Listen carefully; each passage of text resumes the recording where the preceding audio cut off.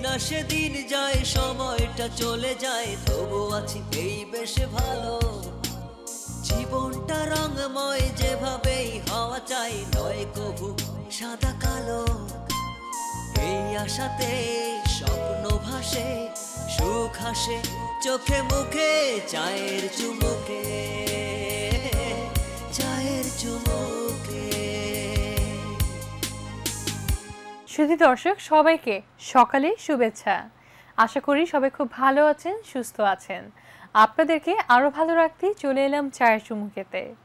সকাল থেকে শুরু করে সারাদিনের বন্ধু হতে চলে এলাম আমি ফাইজা। প্রিয় দর্শক, শুরু করা যাক আজকের চায়ের চুমুকে। অনুষ্ঠানে সর্বপ্রথমে জেনে নিব আজকের ক্যালেন্ডারের পাতায়, ক্যালেন্ডারে আজকের দিনটিতে কি কি থাকছে দেখে নিন দিনক্ষণে। আজ মঙ্গলবার 28শে মার্চ 2017 খ্রিস্টাব্দ, 14ই চৈত্র 1423 বঙ্গাব্দ, 28শে জামদিউ সানি 1438 হিজরি। নীল নবঘনে আষাঢ় গগনে, তিল ঠাই আর নাহিরে, ওগো আজ তোরা যাসনে ঘরের বাহিরে। প্রিয় দর্শক, যে কোনো মুহূর্তে যখন তখন বৃষ্টি আসতে পারে, আর তাই সেজন্য আমাদের সবাইকে প্রস্তুত থাকতে হবে। আজকের আবহাওয়াতে কি কি থাকছে দেখে নিন ওয়েদার আপডেটে। ঢাকা ও তার পার্শ্ববর্তী অঞ্চলের আজকের তাপমাত্রা সর্বনিম্ন 21, সর্বোচ্চ 33 ডিগ্রি সেলসিয়াস, বাতাসের আর্দ্রতা সর্বোচ্চ 87%, বাতাসের গতি ঘন্টায় 11 কিলোমিটার। আজ আকাশ অস্থায়ীভাবে আংশিক মেঘলা সহ সারা দেশের আবহাওয়া শুষ্ক থাকতে পারে। ময়মনসিংহ, সিলেট, ঢাকা, খুলনা, বরিশাল ও চট্টগ্রাম বিভাগের অনেক জায়গায় এবং রাজশাহী ও রংপুর বিভাগের কিছু কিছু জায়গায় অস্থায়ীভাবে দমকা অথবা ঝড়ো হাওয়া সহ বৃষ্টি বা বজ্রসহ বৃষ্টি হতে পারে। সেই সঙ্গে বিক্ষিপ্তভাবে শিলাবৃষ্টি হতে পারে। সারা দেশে দিনের তাপমাত্রা সামান্য বৃদ্ধি পেতে পারে ও রাতের তাপমাত্রা প্রায় অপরিবর্তিত থাকতে পারে। আজ সূর্যাস্ত হবে সন্ধ্যা 6:12 এবং আগামীকাল বুধবার সূর্যোদয় হবে ভোর 5:54। আজ যাদের যাদের জন্মদিন তাদের সবাইকে জন্মদিনের অনেক শুভেচ্ছা। তবে বিখ্যাত মানুষদের জন্মদিন জানিয়ে দিব, জেনে নেব শুভ জন্মদিনে। 1949 সালের এই দিনে জন্মগ্রহণ করেন কম্পিউটার বিজ্ঞানী ও হার্ভার্ড বিশ্ববিদ্যালয়ের অধ্যাপক লেসলি ভ্যালিয়েন্ট। 1983 সালের 28শে মার্চ জন্মগ্রহণ করেন অভিনেতা সাকিব খান। আমাদের মাঝে অনেকেই আছেন যাদের বাল্যকাল কেটেছে গ্রামে, আবার আমাদের মাঝে অনেকেই আছেন যারা কখনো কোনোদিন গ্রাম দেখেননি, আর তাদের সবার জন্য যারা গ্রামকে প্রচণ্ডভাবে মিস করেন। প্রিয় দর্শক, আপনাদের সবার জন্য আমাদের এবারকার সেগমেন্ট বাংলার মুখ।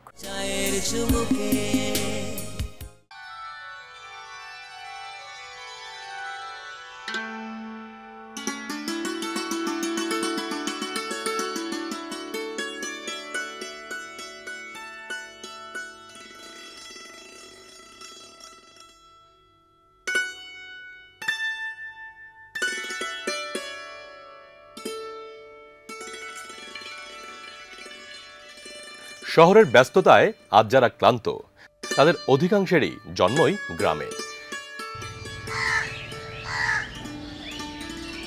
বেড়ে ওঠা বা ছোটবেলা কেটেছে গ্রামেই। বাড়ির উঠোনের ধুলোর গন্ধ যেন আজও লেগে আছে গায়ে। তাই একটু অবসর পেলেই ছুটে চলে গায়ের পানে।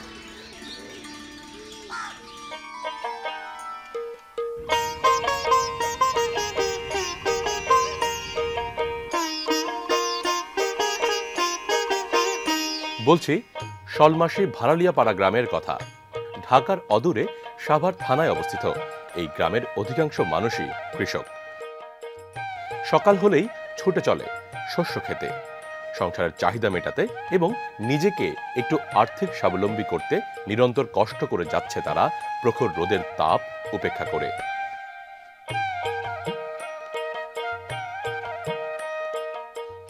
আবার কেউ বা উন্নত জাতের গাভী পালন করে দুধ বিক্রি করে জীবিকা নির্বাহ করছে।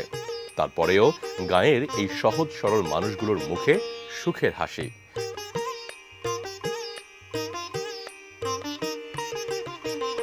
বাড়ির উঠোনে সবজির মাচা, গোয়াল ভরা গরু আর পারিবারিক বন্ধন।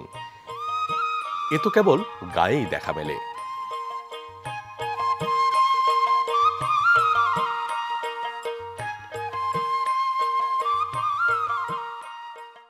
চায়ের চুমুকে ভাগ্যে আমরা অনেকেই বিশ্বাস করি, আর যারা আমরা বিশ্বাস করি তাদের জন্য থাকছে সুখবর।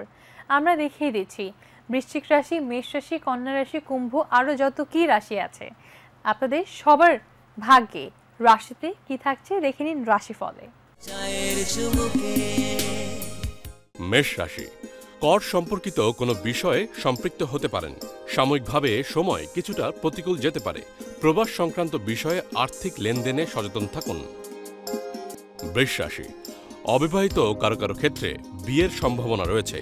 কোনো বিষয়ে চুক্তি হতে পারে। ব্যবসায়িক দিক ভালো যাবে। মিথুন রাশি, কর্মব্যস্ততা বাড়বে। শারীরিক সুস্থতার জন্য স্বাস্থ্যবিধি মেনে চলুন। পেশা ক্ষেত্রে দায় দায়িত্ব বাড়বে। কেউ আপনাকে ভুল বুঝতে পারে। কর্কট রাশি, মনের মানুষের সঙ্গে দেখা হতে পারে। সন্তানের সাফল্যে আনন্দ পাবেন। প্রেম রোমান্স শুভ। শরীর খুব একটা ভালো নাও যেতে পারে। স্বাস্থ্য সচেতনতার প্রয়োজন আছে। সিংহ রাশি, আবাসন সংক্রান্ত গুরুত্বপূর্ণ কোনো সিদ্ধান্ত নেওয়া হতে পারে। প্রবাসে অবস্থানরত স্থায়ী নাগরিকত্ব লাভে প্রত্যাশীদের জন্য সময়টি অনুকূল হতে পারে। কারো কারো ক্ষেত্রে স্থাবর সম্পত্তির মালিকানা লাভের যোগ রয়েছে। কন্যা রাশি, যোগাযোগমূলক কাজে ব্যস্ততা বাড়বে। কাছে বা দূরে কোথাও বেড়াতে যেতে পারেন। সাহসী কোনো পদক্ষেপ নেওয়া হতে পারে। মাতৃস্বাস্থ্য খুব একটা ভালো নাও যেতে পারে। তুলা রাশি, শরীর ও মন মোটামুটি ভালো থাকবে। পাওনা অর্থ হাতে পেতে পারেন। প্রয়োজনে চিকিৎসকের পরামর্শ নিন। বৃশ্চিক রাশি, বিশেষ কোনো রঙের প্রতি আকর্ষণ বেড়ে যেতে পারে।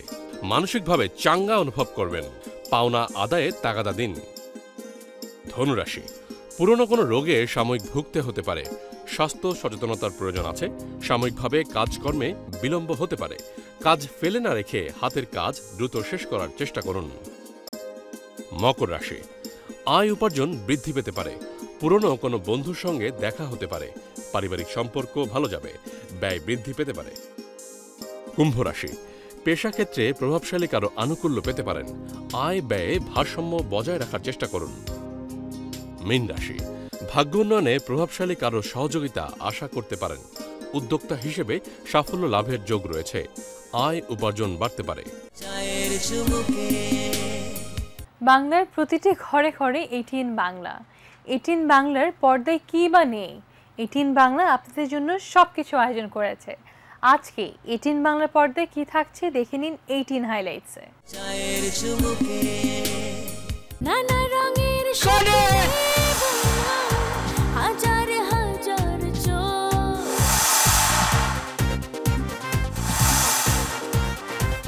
আলো ছায় জানা শোনা নানা রকম লোক, বলছে যেন গল্প রাজ। আজ রাত 8টায় দেখবেন ধারাবাহিক নাটক রূপালী প্রান্তর। রচনায় রেজওয়ান খান, পরিচালনায় কাইসার আহমেদ। সকালবেলার পাখি আমি আছি, সাকিনা আপনাদের সাথেই আছি। ধারাবাহিক নাটক রেডিও জকি ও কতিপয়। রচনা ও পরিচালনা মুরাদ পারভেজ।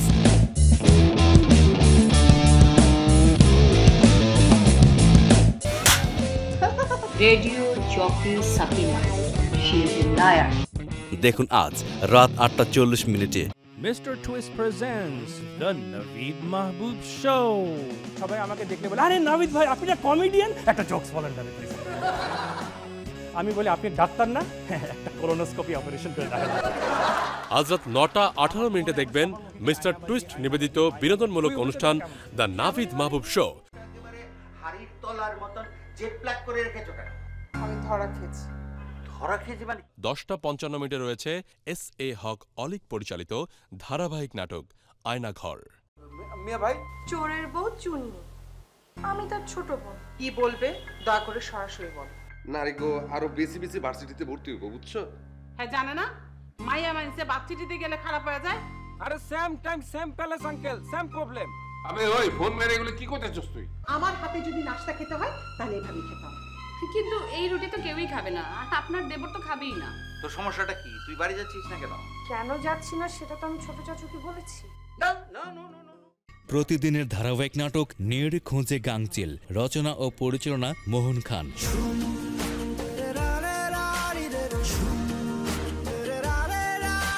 নের খোঁজে গাংচিল দেখুন আজ রাত 11:30 সিজন চেঞ্জের সাথে সাথে আমাদের চুল এবং স্কিনের অনেক পরিবর্তন হয়ে থাকে। আমরা অনেক ধরনের সমস্যায় ভুগে থাকি। কিভাবে এইসব সমস্যাগুলো আমরা অতিক্রম করতে পারবো তা আমরা দেখে নেব বিউটি টিপসে। চুল পড়া কমানোর প্রাথমিক চেষ্টা হিসেবে ব্যবহার করতে পারেন এই পদ্ধতিটি। তৈরি করতে যেসব উপকরণ লাগবে: অলিভ অয়েল, আমন্ড অয়েল, কালোজিরার তেল, লবঙ্গ, পুদিনা পাতা, লাল জবা ফুল। এবার জেনে নিন প্রস্তুত প্রণালী। একটি শুকনো চীনামাটির পাত্রে আধা কাপ অলিভ অয়েল নিন।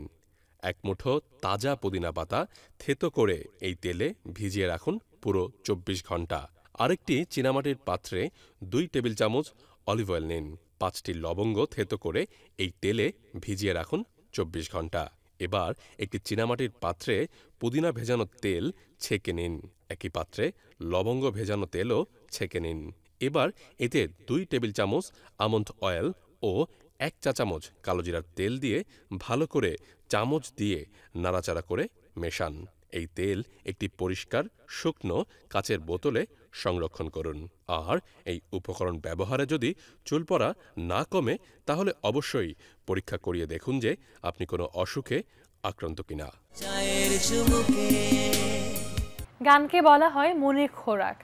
সারাদিনের জন্য আমাদের মনটাকে সতেজ সুন্দর রাখতে আপনাদের সবার জন্য আমাদের আয়োজন চমৎকার একটি বাংলার গানের।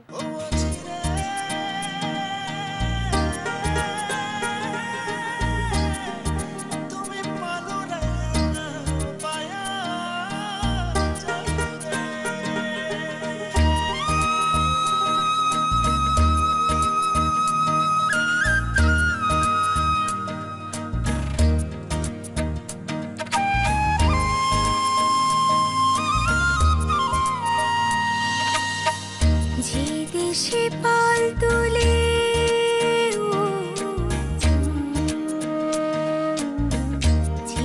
সে পাল তোলে ঢেউয়ের তোলায় তোলে সুজন মাঝির নাচ ছুটে অজানা। যে দেশে পাল তোলে ঢেউয়ের তোলায় তোলে সুজন মাঝির নাচ ছুটে অজানা। যে দেশে রাখালিয়া সুরে জুড়াইয়া পাখি গান গায়,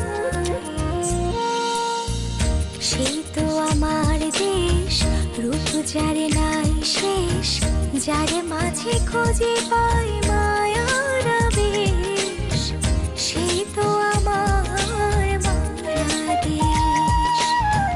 সেই তো আমার দেশ, রূপ যারে নাই শেষ, যার মাঝে খুঁজে পাই মায়ার বেশ, আমার প্রিয়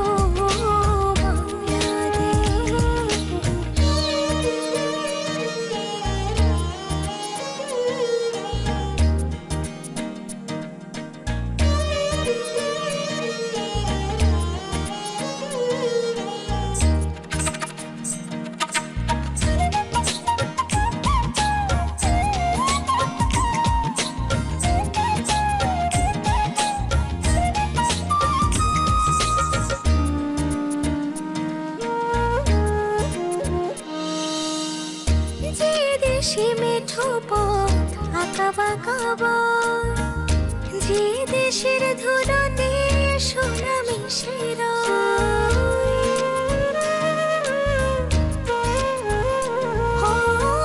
যে দেশে মেঠো পথ আঁকা বাঁকা বয়, যে দেশের ধুলোতে সোনা মিশে যেখানে ঘাসের বুকে শিশির হাসি সুখে, যেখানে ধানের খেতে সবুজ শেষ, সেই তো আমার দেশ, রূপ যারে নাই শেষ, যারে মাঝে খুঁজে পাই মায়ার বেশ, সেই তো আমার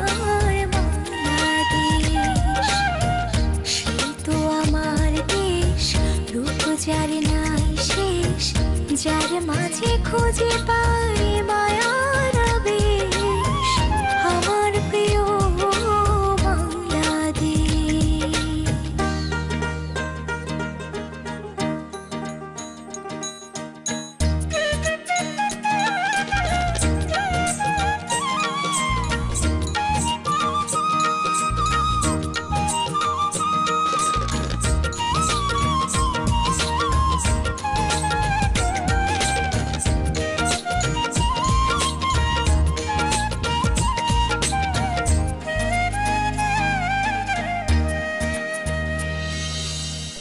যে দেশে ষড়ঋতু রূপে অমলিন, যে দেশে ফিরে আসে ফাগুনের দিন,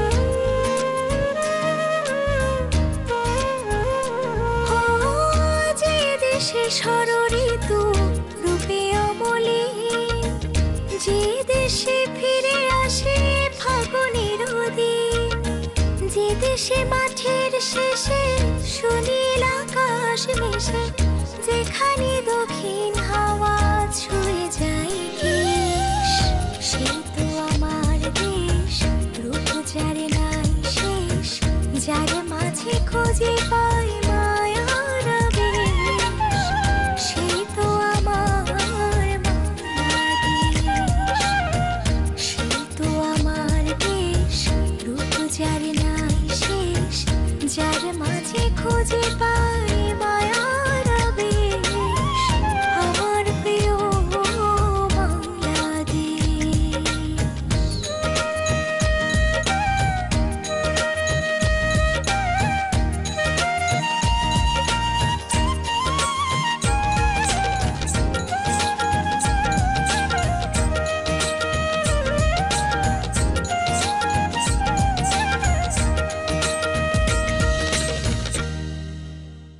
চায়ের চুমুকে সুপ্রিয় দর্শক, সবাইকে আমন্ত্রণ জানাচ্ছি প্রিয়মুখ সেগমেন্টে। চায়ের চুমুকে আজ আমাদের সাথে আছেন Nizam Chowdhury, chairman NRB global bank. চলুন কথা বলি তার সাথে।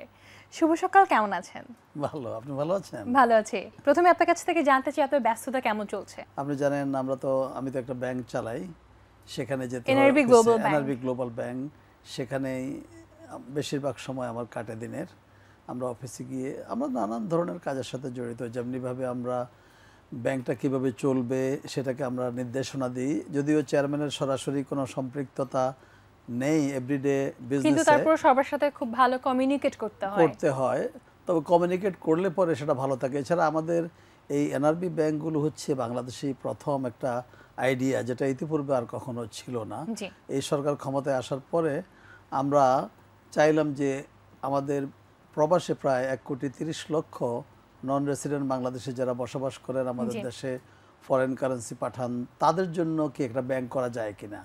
আজকের বর্তমান প্রধানমন্ত্রী তিনি এই প্রয়োজনীয়তা উপলব্ধি করতে পেরেই আমাদের এই ব্যাংকগুলোকে উনি লাইসেন্স দিয়েছেন। এই যে আমাদের দেশে বর্তমানে আমরা 30 বিলিয়ন বা 32 বিলিয়ন ফরেন কারেন্সি আমাদের বাংলাদেশ ব্যাংকে রিজার্ভ আছে, এগুলো কিন্তু 80% কিন্তু আমাদের এনআরবিদের পাঠানো। বাংলাদেশ থেকে একটা লোক প্রবাসে যাবে, সে হয়তো টাকার জন্য যেতে পারছে না, তখন প্রবাসী কল্যাণ ব্যাংক তাদেরকে সহযোগিতা করে। আমরা কি করি, আমাদের পার্টিকুলার এই ব্যাংকটা এনআরবি গ্লোবাল ব্যাংক, যে এনআরবিরা বাংলাদেশে এতগুলো টাকা $32 বিলিয়ন রেমিটেন্স পাঠালো, তারা কিন্তু বাংলাদেশে যখন চলে আসে, তারা কিন্তু এদেশে এসে কিছু করতে চাইলে তারা কিন্তু লোন পায় না। বলা হয় যে আপনাদের সেখান থেকে এনআরবি ব্যাংকগুলো লোন দিয়ে থাকে। আমরা যেমন সবগুলো এখনো দিচ্ছে কিনা জানি না, তবে আমরা এনআরবিদের জন্য 18টি প্রোডাক্ট অলরেডি বাজারে ছেড়েছি। যারা দীর্ঘদিন যাবৎ প্রবাসে থাকার ফলে তাদের যে এক্সপার্টিজ হলো, তাদের যে এক্সপেরিয়েন্স হলো বিদেশে বিভিন্ন জায়গায় কাজ করার মাধ্যমে, সেই এক্সপেরিয়েন্সগুলো তারা যেন দেশে এসে দেশের উন্নয়নের কাজে লাগাতে পারে, সেজন্য আমরা তাদেরকে অর্থনৈতিক সহযোগিতা তথা আমরা তাদেরকে লোন দিয়ে তাদেরকে প্রতিষ্ঠিত করতে চাই। এটা হচ্ছে আমাদের মূল। এখন আমরা অন্য 55টি ব্যাংকের মতোই আমরা রেগুলার ব্যাংকিং তো চালিয়ে যাচ্ছি, at the same time our one of the most important target to help our NRBs whenever they come back to their country. এটা হচ্ছে আমাদের একটা মূল গোল। তো সবকিছু মিলিয়ে জাতীয় অর্থনীতিতে একটা ভূমিকা রাখা, দেশে এবং প্রবাসের সমস্ত জনগোষ্ঠীকে সহযোগিতা করাই হচ্ছে আমাদের মূল। স্যার এবার একটু আপনার প্রসঙ্গে আসতে চাই, আপনি দীর্ঘদিন যাবত দেশের বাইরে ছিলেন, স্যার কি করতেন? আমেরিকা গিয়ে আমি প্রথমেই কয়েক বছর চাকরি করেছি, একটা প্রাইভেট কোম্পানিতে ছিলাম কয়েক বছর। তারপরে আমি যেটা আপনাকে কিছুক্ষণ আগে বললাম, ওয়েলস ফার্গো ব্যাংকে আমি প্রায় 7 বছর কাজ করেছি। এরপর আমি নিজের ব্যবসা প্রতিষ্ঠান ট্রেড ব্যালেন্স ইউএসএ কর্পোরেশন নামে একটা ব্যবসা প্রতিষ্ঠান খুলেছি, সেটা দিয়ে আমি দীর্ঘদিন ব্যবসা করেছি। এবং গত 5-6 বছর আমি দেশে এসে নতুন করে আমি এই ব্যাংকটা প্রতিষ্ঠা করলাম। এছাড়া আমি 2টা পাওয়ার প্ল্যান্টের সাথে জড়িত। ম্যাক্স পাওয়ার নামে একটা পাওয়ার আছে, সেটাও আমরা প্রতিষ্ঠা করেছি। আরেকটি নতুন পাওয়ার প্ল্যান্ট করছি, সেটার নাম হচ্ছে কুশিয়ারা পাওয়ার প্ল্যান্ট। যে আমরা বাংলাদেশের বিদ্যুৎ খাতে অবদান রাখার চেষ্টা করছি, কিন্তু আমাদের মূল উদ্দেশ্য হচ্ছে আমরা যে সেই জনগণের প্রতি আমার একটা দায়িত্ব এবং কর্তব্য আছে, সেই দায়িত্ব এবং কর্তব্য থেকেই আমি চেষ্টা করে যাচ্ছি সমাজের বিভিন্ন স্তরে। আমি যেখানেই বিভিন্ন জায়গায় যাই, আমি সবসময় আমি মোটিভেশনে বিশ্বাসী। আমরা এগিয়ে যাচ্ছি এবং আমরা এগিয়ে যাব। স্যার এটা আপনার জন্য, এটা হচ্ছে আমাদের সকালবেলার একদম গরম গরম চা। সেদিন যায় সময়টা চলে যায়, তবু আছি এই বেশি ভালো। আমাদের যে জঙ্গিবাদ চলছে, এটি কেন, কিভাবে ঘটলো, আপনার কাছ থেকে আমি সেটা জানতে চাই। সেটা আরেকটা বিশাল সমস্যা। জঙ্গিবাদ কিন্তু আমাদের দেশের কোনো একাকী সমস্যা না। জঙ্গিবাদ হচ্ছে এটা সারা পৃথিবী ব্যাপী একটা growing problem for everyone in the whole world right now. কিন্তু আমাদের দেশে জঙ্গিবাদ আমরা যেভাবে মোকাবেলা করছি, অন্যান্য পৃথিবীর উন্নত দেশগুলো কিন্তু সেভাবে মোকাবেলা করতে পারছে না। 1971 সালের স্বাধীনতার পর থেকেই কিন্তু আমাদের এই দেশটার বিরুদ্ধে ষড়যন্ত্র শুরু হয়ে গেছে। যারা আমাদের স্বাধীনতার বিরুদ্ধে ছিল, যারা আমাদের দেশের স্বাধীনতা চায় নাই, তখন হয়তো আপনার জন্ম হয় নাই, তারা কিন্তু বসে নেই, তারা কিন্তু ষড়যন্ত্র চালিয়ে যাচ্ছে। সেই ষড়যন্ত্রগুলোর ফল কিন্তু একটা তাদের অপচেষ্টার ফলগুলো, যেমন 1975 সালে তারা সপরিবারে আমাদের জাতির পিতাকে হত্যা করলো। হত্যা করে কি করলো? গণতন্ত্র এবং উন্নয়নের চাকাকে তারা থামিয়ে দিল। আমাদেরকে বলা হয় উন্নয়নের রোল মডেল সারা বিশ্বের। এখন স্বাভাবিকভাবেই যারা আমাদের উন্নয়নের বিরোধী, যারা আমাদের গণতন্ত্র এবং মুক্তির বিরোধী, তারা চাইবে আমাদের দেশে এমন একটা সিচুয়েশন সৃষ্টি হোক যেন আমাদের দেশে বিদেশিরা আর না আসে। এই যে দেখেন, হোলি আর্টিজানে যাদেরকে হত্যা করা হলো, সেখানে সবগুলোই কিন্তু বিদেশি নাগরিক। উদ্দেশ্য ছিল আমাদের গার্মেন্টস সেক্টরে একটা বিশাল ধস নামানো।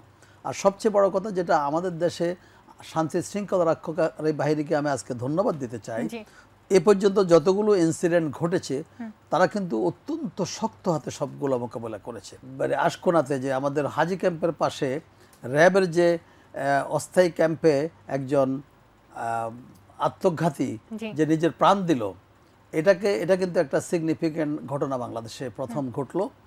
আমাদের সবাইকে কিন্তু সচেতন হতে হবে। আমাদের আমেরিকাতে, আমি গতকালও একটা টেলিভিশনে বলছিলাম, আমেরিকার 9/11-এর পরে আমেরিকান বিভিন্ন, আপনি যখন ট্রেনে বাসে চড়বেন, একটা স্লোগান লেখা থাকে, if you see something say something. That means আপনি যদি কোনো সন্দেহজনক গতিবিধি কারো দেখেন, তখন সাথে সাথে আপনি আইন শৃঙ্খলা রক্ষাকারী বাহিনীকে বলবেন। আজকের আপনার এই সকালবেলার অনুষ্ঠান থেকে আমরা সবাইকে অনুরোধ করব আপনার মাধ্যমে, যে আমরা যদি এই দেশটা যেহেতু সুন্দরভাবে এগিয়ে যাচ্ছে এবং উন্নয়নের মহাসড়ক এগিয়ে আমরা একটা উন্নত দেশ যে স্বপ্ন আমরা দেখছি, আমাদের মাননীয় প্রধানমন্ত্রী যে লক্ষ্যে কাজ করে যাচ্ছেন, সেই লক্ষ্যে পৌঁছানোর পথে আমাদেরকে বাধা দেওয়া হচ্ছে, বারবার অপচেষ্টা করা হচ্ছে। এবং সেটা যদি আমরা উত্তরণ ঘটাতে চাই, আমাদের জাতি হিসাবে, regardless of the political affiliation, I don't care what political belief you belongs to, but we have to work all together এদের বিরুদ্ধে। এই সন্ত্রাসবাদ, জঙ্গিবাদ কোনোদিন একটা জাতির উন্নয়নে ভূমিকা রাখতে পারে না। এটাকে কঠোর হস্তে সরকার যেভাবে দমন করছে, সরকারের একার পক্ষে এটা সম্ভব না। আমরা জনগণের সম্পৃক্ততা অতীব প্রয়োজন। আমি জনগণের প্রতি অনুরোধ করব, আসুন সবাইকে একসাথ হয়ে আমাদের দেশটাকে রক্ষা করতে হবে। কারণ এই দেশের বিরুদ্ধে শত্রুতা কিন্তু সেই 200 বছরের ব্রিটিশের আমল থেকে 24 বছরের পাকিস্তানি শাসনে এবং বঙ্গবন্ধু হত্যার পর থেকে দীর্ঘদিন যাবৎ আমরা গণতন্ত্রহীন বাংলাদেশে ছিলাম। আজকে আমরা মনে করি আমরা একটা ভাগ্যবান জাতি। আমাদের একজন যোগ্য, বিশ্ববরেণ্য এবং সারা বিশ্বের কাছে একজন গ্রহণযোগ্য প্রধানমন্ত্রী আমাদের আছেন, যার মাধ্যমে আমরা এই দেশটাকে এগিয়ে নিয়ে যেতে পারি। এবং এসব জঙ্গিবাদ কিন্তু সারা পৃথিবী কিন্তু এটাকে মোকাবেলা করতে হিমশিম খাচ্ছে, আমাদেরকে কিন্তু হিমশিম খেতে হবে না। তার প্রমাণ দিয়েছি আমরা কখন জানেন? হোলি আর্টিজানের পরে সমগ্র জাতি কিন্তু ঐক্যবদ্ধ হয়েছিল। অবশ্যই আমরা ঐক্যবদ্ধ এবং আমরা তো এগিয়ে যাচ্ছি, আমরা এগিয়ে যাব। আরেকটি কথা আমি বলতে চাই, সব ভালো কিছুরই কিন্তু একটা খারাপ দিক থাকে। স্পিডে যেমন ফিকশন থাকে, তেমন ঠিক ভালো কাজের প্রতি কিন্তু অনেকে প্রত্যেকটি ভালো কাজের প্রতি বাধা থাকে। আমরা সেই বাধা পেরিয়ে আমরা এখন খুব সাফল্যের মুখ আমরা দেখছি এবং আমরা দেখতে পাবো, আমরা পেয়ে যাব আমাদের সোনার বাংলাদেশ। এবার আপনার কাছে আমার লাস্ট প্রশ্ন, আপনার ভবিষ্যৎ পরিকল্পনা জানতে চাই, কিন্তু একটু সংক্ষেপে। আমি বাংলাদেশে এসেছি দীর্ঘ 28 বছর পরে। এখন এমন কিছু কাজ সকল যেই লেভেলে সম্ভব আমার পক্ষে করতে চাই, সামাজিকভাবে, রাজনৈতিক লেভেলে, সব জায়গায়, যেটা করার পরে যেন মৃত্যুর পরেও জীবিত থাকা যায়, সেই কাজটুকু আমি করে যাচ্ছি। আমরা সামাজিক উন্নয়নের জন্য কাজ করছি, আমরা মানুষের প্রপার্টি এলিভেশনের জন্য কাজ করছি। আপনি জানেন আমরা এখন কিন্তু সাস্টেইনেবল ডেভেলপমেন্ট গোলের দিকে যাচ্ছি। আমরা কিন্তু এমডিজি অর্জন করেছি, আমরা এখন এসডিজি অর্জনের দিকে ধাবিত হচ্ছি। জাতিসংঘ সহ বিশ্বের উন্নত দেশগুলো আমাদের দিকে তাকিয়ে আছে কিভাবে আমরা এই দেশটাকে উন্নতির শীর্ষ সোপানে নিয়ে যাচ্ছি। সেই উন্নতির মহাসড়কে যাওয়ার জন্য আপনার কথায় বলি যে কাজটুকু করা দরকার, তার একজন সিপাহসালার, শেখ হাসিনার একজন সৈনিক হিসাবে আমি আমার বাকি জীবনটা কাজ করে যেতে চাই এদেশের উন্নয়নের জন্য। এটাই হচ্ছে আমার মূল পরিকল্পনা ভবিষ্যৎ জীবনের। খুব ভালো লাগলো আপনার দেশের প্রতি ভাবনা শুনে। আপনি দেশকে নিয়ে চিন্তা করেন, দেশের জন্য আপনি করছেন, আপনি এগিয়ে যান, এটাই আমাদের আশা এবং প্রত্যাশা। আপনি ভালো থাকুন, সুস্থ থাকুন।